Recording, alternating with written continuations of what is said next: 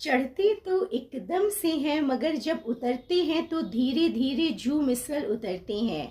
आज इस बात को हम देखेंगे कुरान की रोशनी में। बहुत इंफॉर्मेटिव और बहुत इंटरेस्टिंग होने वाली होती है।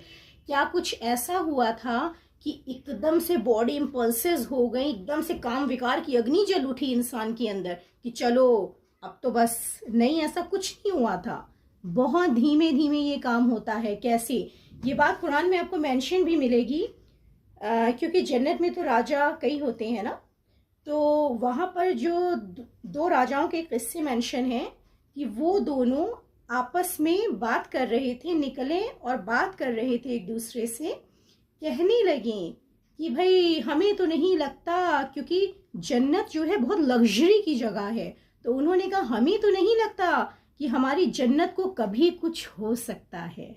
ड्रामा पे उंगली उठा दी। जन्नत कभी टिकी नहीं रहती, रोज़क भी कभी टिकी नहीं रहती। उन्होंने ड्रामा पे उंगली उठाई। फिर एक किस्सा और मेंशन है। अरे हैं तो बहुत सारे, मुख्तसर में बता रहे हैं। एक किस्सा और भी मेंशन है। उसमें क्या हुआ, दो किंग्स के बारे में ही, दो राजाओं के बारे में बात है। तो उन्होंने अपने महलों को कंपेयर कर दिया था एक दूसरे से। मतलब कंपैरिजन उनके अंदर आ गया था।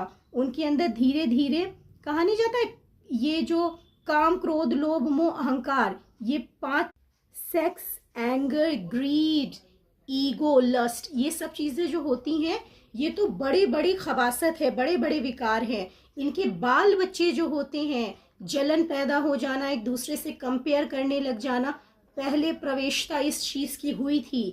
इसीलिए कहा जाता है कि जो अच्छाई पे निकलते हैं, बड़ी बड़े विकारों पे, बड़ी बड़ी खबासत पे तो वो कमांड पा लेते हैं, मगर ये छोटे छोटे बाल बच्चे जो होते हैं इस पे कमांड नहीं पा पाते, क्योंकि वहाँ शुरुआत ही इससे हुई थी। पहले बाल बच्चे आए थे, उसके बाद बड़े शैतानियत उनके अंदर प्रवेश की थी।